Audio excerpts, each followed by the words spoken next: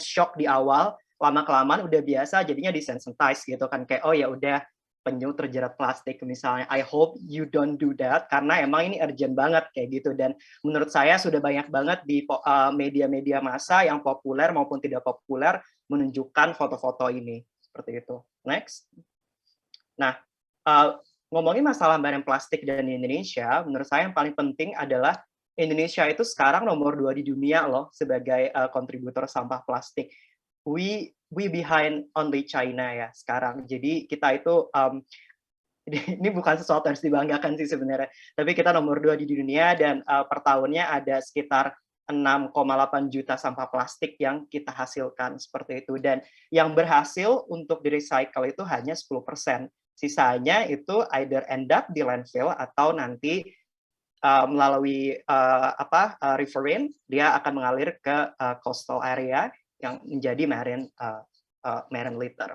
Nah, sebenarnya pemerintah kita itu sudah, mempunyai target melalui, rancangan aksi nasional bahwa di tahun 2025 itu 70% ada reduction dan di 2040 eliminate all plastics. Nah, tapi tentu, target seambisius ini butuh kolaborasi dari berbagai pihak gitu, dan, di pekerjaan saya sekarang salah satunya adalah kita berusaha untuk tackling, marine plastics melalui, teknologi. I will explain, later further.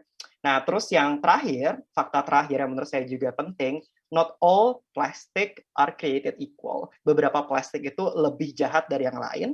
Yang mematikan itu seperti fishing debris, plastic bags, balloons, dan plastic utensils. 4 ini terutama berdasarkan hasil penelitian dari CSIRO, itu merupakan, plastik, debris yang paling mematikan, seperti itu. Next. Nah, kalau teman-teman lihat, ini ada cycle dari plastik. Dari kiri itu ada extraction, kemudian ada production, setelah itu ada use. Nah, setelah di use itu berbagai macam ya. Dia ada dibakar, kemudian ada juga dia di-collect, ada juga dia dumping on land, yang kemudian dia bisa berakhir di coastal. Nah, setelah di collections juga ada juga yang secara official itu ada di-collect oleh pemerintah, ada juga yang di-recycle. Nah, tapi ini tidak selalu, maksudnya ini kalau kita cycle-nya itu ke atas, it's an ideal cycle gitu. Jadi di-collect, kemudian ada dump site-nya yang official, di-recycle, tapi most of the time yang seperti yang saya bilang cuma 10% yang di situ, sisanya itu akan menjadi marine litter. Nah, terutama kalau teman-teman lihat ke pojok kanan atas di rural area itu lebih parah karena tidak adanya akses untuk waste disposal. Jadi most likely itu akan end up di laut seperti itu. Next. Ini adalah insight yang kita dapatkan.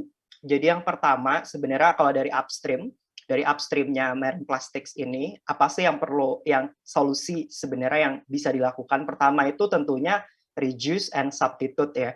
Jadi sebenarnya makanya dari 3R itu sebenarnya yang pertama itu reduce, karena reduce itu paling penting gitu. Jadi sebenarnya yang paling penting reduce, terus substitute juga kalau misalnya ada bahan di luar plastik seperti itu. Nah, makanya kita pengennya ada plastik alternatif gitu. Tapi plastik alternatif yang consumer itu sebenarnya pengennya mereka lebih user ya, pengguna plastik pengennya the same experience. Nah, sebenarnya itu kan tantangannya. Kebanyakan sekarang plastik alternatif, misalnya ada yang dari cassava dan lain-lain, kalau kena air misalnya dia mengkerut seperti itu. Nah, kebanyakan user saya tidak suka dengan alternatif plastik itu. Nah, kemudian yang ketiga itu design for recycling dan virgin plastics. Nah, ini sebenarnya yang penting juga ya. Kita harus ngedesain itu untuk bisa di recycle seperti itu. Terus juga pengguna virgin plastic itu juga sebenarnya harus dikurangi gitu. Ini berhubungan sama regulation and standard dari pemerintah sebenarnya. Pemerintah misalnya bisa memberikan insentif untuk para industri player yang di bidang plastik, misalnya kalau mereka menggunakan less virgin plastic misalnya, maka akan mendapatkan insentif ekonomi atau tax break dan lain-lain seperti itu. Dan mereka juga harus discourage use of virgin plastic. Jadi biar para produsen plastik ini mereka menggunakan plastik yang recycle instead of virgin plastic. Itu yang penting. Nah, yang terakhir dari upstream itu consumer behavior atau education.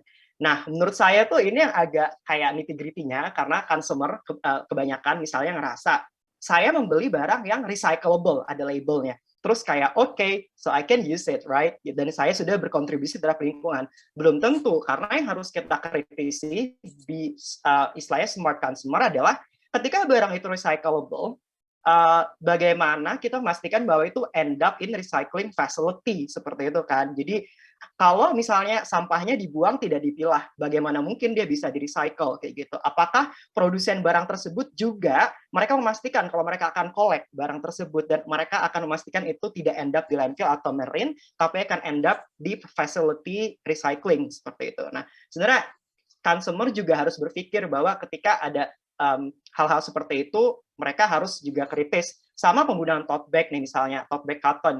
You think we are responsible because we use cotton tote bag.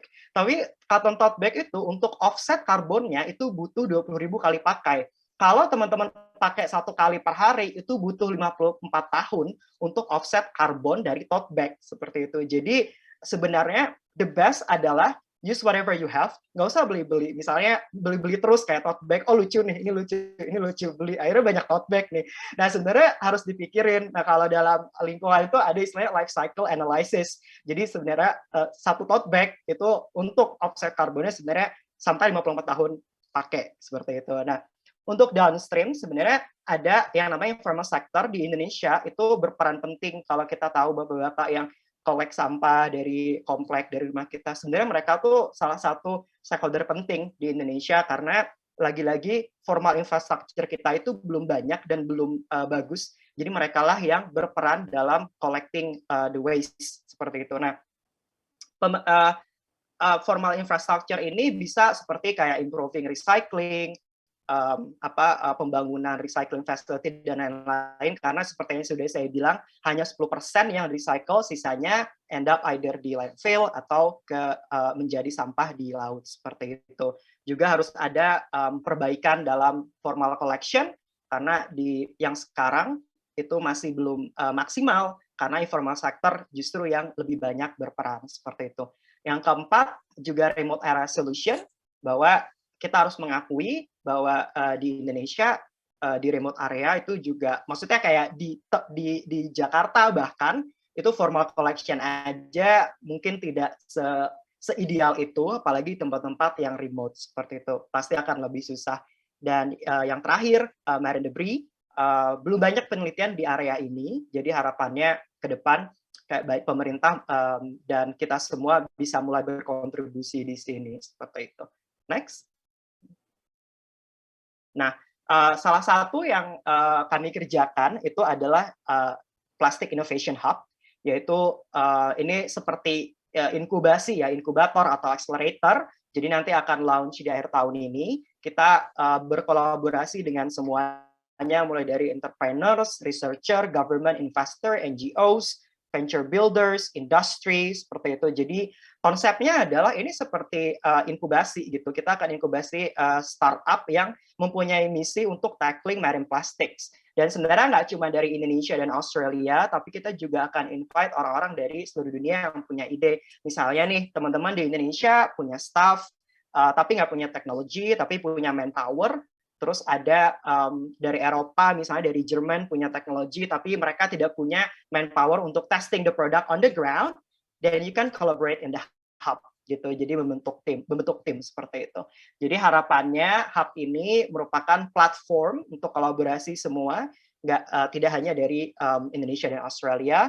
If you're interested, hit me up. We're gonna launch at the end of the year. Thank you so much.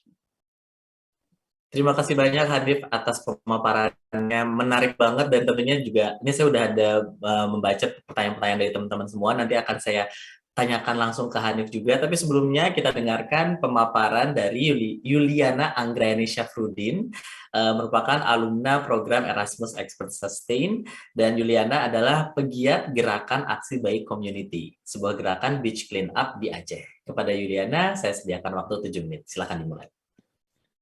Oke, terima kasih Mas Trisa untuk kesempatannya. Nah, jadi kalau tadi teman-teman kita udah dengar experts dari marine life, marine litter and anything. Nah, Kalau aku